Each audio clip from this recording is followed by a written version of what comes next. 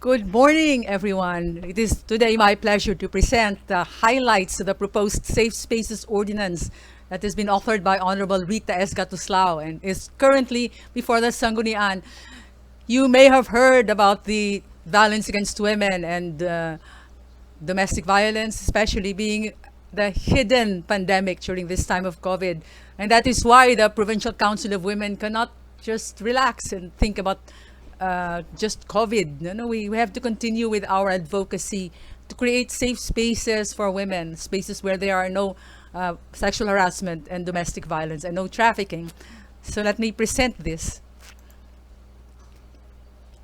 The purpose is, of course, to localize RA 11313, which is the Safe Spaces Act, the national law, and to designate, to expand the definition of public spaces regardless of ownership, and to call them safe spaces against gender-based sexual harassment. We also define and provide penalties for cases of gender-based sexual harassment that are not penalized or are insufficiently dealt with under RA 11313, and provide measures that will prevent the occurrence of and efficiently and effectively respond to GBSH as defined and penalized by the law and by this ordinance. First, we begin with definitions, where we did quite a bit of work.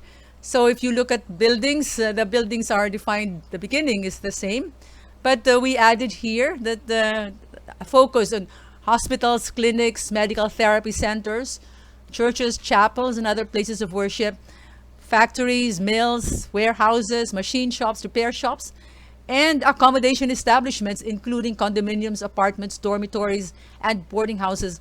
These are not in RA 11313, but sexual harassment happens in those places. For public utility vehicles, we added tricycad, habal-habal, tricycles, private carpool app, bangkas, rafts, boats, and airplanes, because these are all places where sexual harassment can happen. We added rural areas, which is not defined at all in RA 11313. So the term refers to agricultural areas, fields, forests, rivers, lakes, territorial seas, natural parks, which we have many here, all of these things. Then workplaces, we have defined not just as an ordinary workplace, but a place where people work and also which non-employees can access, either suppliers, dealers, agents, customers, etc. People who have transactions or dealings with the workplace, so that will also qualify as a workplace. So what are the acts that are punishable? The first definition, is you've heard this: cursing, wolf whistling, catcalling, etc. Where the acts are punishable under RA 11313, then they will be punished under the said law. But if they are committed in areas that are not covered by the law, then they will be covered by the ordinance. So it's the same things, but if these happen in the areas defined only under the ordinance, the penalty will be 1,012 hours community service with gender sensitivity for the first offense, to 11 to 30 days imprisonment, and 5,000 fine for the third offense. And the next is a little bit heavier, because this one isn't just verbal and jokes and slurs, but this includes offensive body gestures like exposing private parts and groping, public masturbation, etc. So the penalty here would be fine of 3,000, community service of 12 hours, and for the third offense, 1 month and 1 day to 6 months, and fine of 5,000. The letter C is even heavier. Why? Because it is accompanied by touching or stalking. So touching, pinching, brushing against the body of the offended person, or any touching, pinching, or brushing against genitalia, face, arms, anus, groin, etc. Even when not accompanied by letter A and letter B, the offensive body gestures and the offensive words. The penalty for this is 11 to 30 days and a fine of 5,000 pesos, including attendance in a gender sensitivity seminar. And for the third offense, 6 months and 1 day to 1 year, and a fine of 5,000 pesos. We also have gender-based sexual harassment in public utility vehicles. We had to make a provision for the case of habal-habal and tricycad, because these are not covered by the LTFRB no? And therefore you cannot revoke their LTFRB license. So when the driver of such a vehicle is a perpetrator of an act of gender-based sexual harassment against a passenger or against a pedestrian, somebody on the street, no? In addition to the penalties prescribed by RA 11313 or by the ordinance, the driver will not be allowed to drive the habal-habal, tricycle, tricycad, or other vehicle for hire or compensation. For the first offense, 5 days. For the second offense, the suspension is 15 days. And the third offense, it's 30 days. Let's go to gender-based sexual harassment in educational institutions and workplaces. Remember, the earlier definition of workplace includes places where people transact. So gender-based sexual harassment in educational institutions and workplaces occurs between parties, at least one of whom is directly connected with the educational institution or workplace. So the other person could be somebody transacting, no? Or else could be a parent or a guardian or a yaya accompanying the student. So somebody with something to do with the workplace or the educational institution. They may be offenders or offended parties in gender-based sexual harassment under Section 7. To continue Section 7, okay, so the crime, as in RA 11313, it involves a demand, request for sexual favors, no, of different kinds. And now we're making it the sexual favor is made as a condition in the purchase, sale, payment, lease, availment, granting of favorable terms or conditions. Remember, we're talking about people who go to the workplace to transact business, so they could be selling something, no? Or as a condition to the giving of a passing grade. So we've seen that already for educational institutions. And the effect would be to discriminate, deprive, or diminish said person's opportunities, or otherwise affect said person or the person, entity, student, or learner for whose benefit the offended party is in the workplace or educational institution. Okay, so it could be that the parent or the yaya or the sibling is the one who is subjected to sexual harassment. Under the law, the current law, there would be no sexual harassment there, but we would like that to be punished under the ordinance. So the penalty here is imprisonment from 1 month to 6 months and a fine of 5,000, whichever is higher. Of course, if the RA 11313 is applicable, then they will be punished according to RA 11313. Let's look at the duties and responsibilities of persons in charge of public spaces. The first one is there should be zero tolerance against gender-based public spaces sexual harassment. And the persons in charge are obliged to provide assistance to victims. They are supposed to make CCTV footages available and provide a safe, gender-sensitive environment to encourage victims to report gender-based sexual harassment at the first instance. Privately owned public spaces are required to appoint at least one anti-sexual harassment officer to receive GBSH complaints.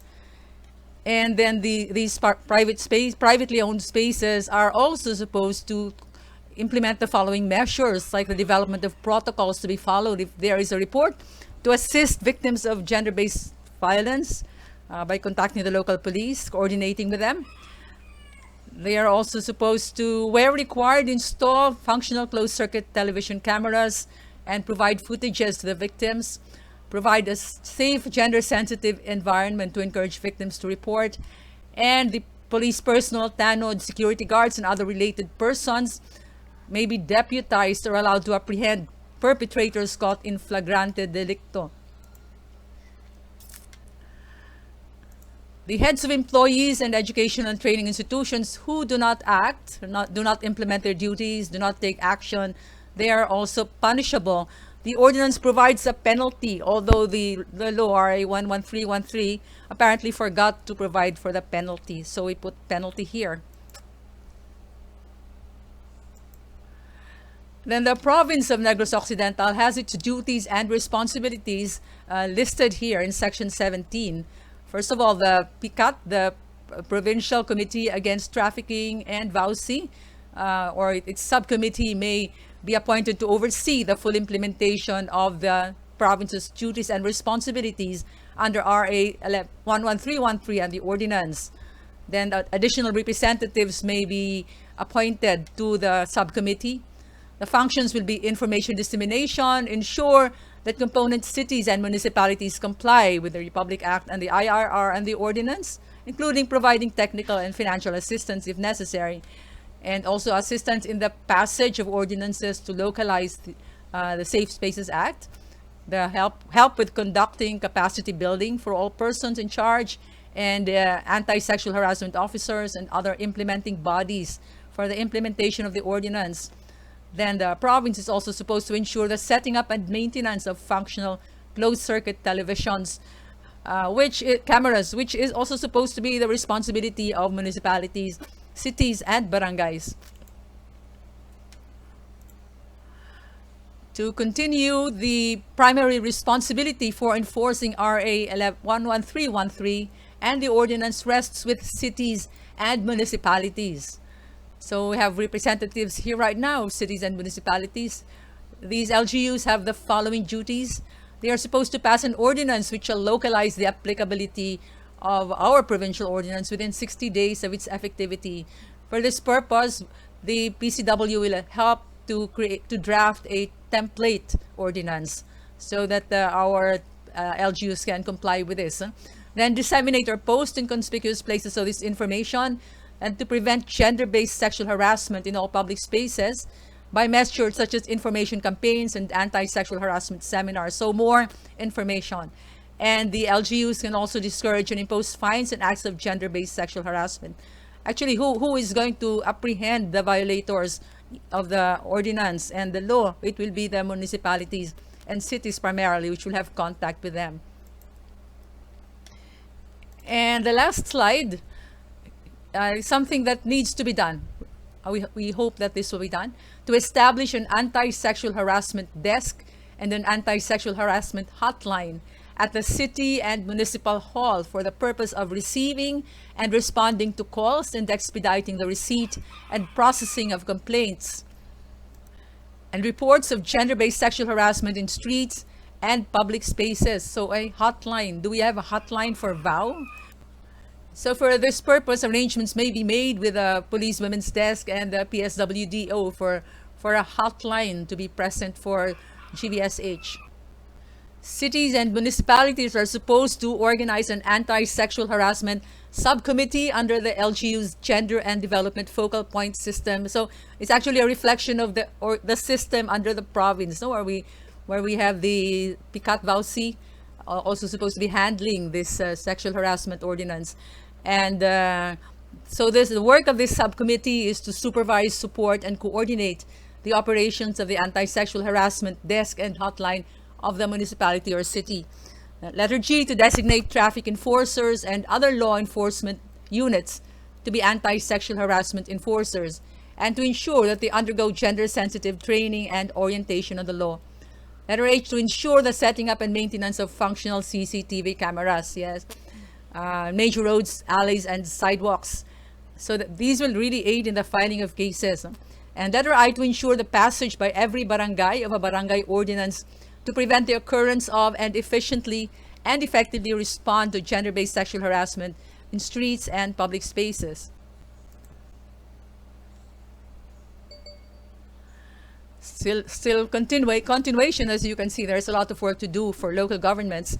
Letter J, to establish an anti-sexual harassment referral network to strengthen coordination among public and private service providers. This reminds you of the Barangay Valdez, which are also supposed to have referral networks, and provide training on the law for puning barangays and members of the Lupong Tagapamayapa, Barangay Justice, in cases covered by the Barangay Justice System, for traffic enforcers under their jurisdiction, and adopt training modules for concerned LGU personnel down to the barangay level. I suppose we can integrate this with trainings also on domestic violence and other crimes against women and children. Letter L, provide technical and financial assistance. Of course, the municipalities and cities are supposed to provide these technical assistance to the barangays, and coordinate with the DILG in the implementation of this act. So that is the last slide. We are so used to bastos being tolerated in public spaces. And the fact is that with the Bastos Law, this should not be the case. No? We can take action against it, and our local governments can be empowered further with a passage of local ordinances, and also the measures that we will take to reduce, if not eliminate, sexual harassment, gender-based sexual harassment. So I hope that this presentation has been of help, and there will be a time after the COVID when we can be more active about our information campaigns. But we hope that this ordinance will pass soon. Thank you very much.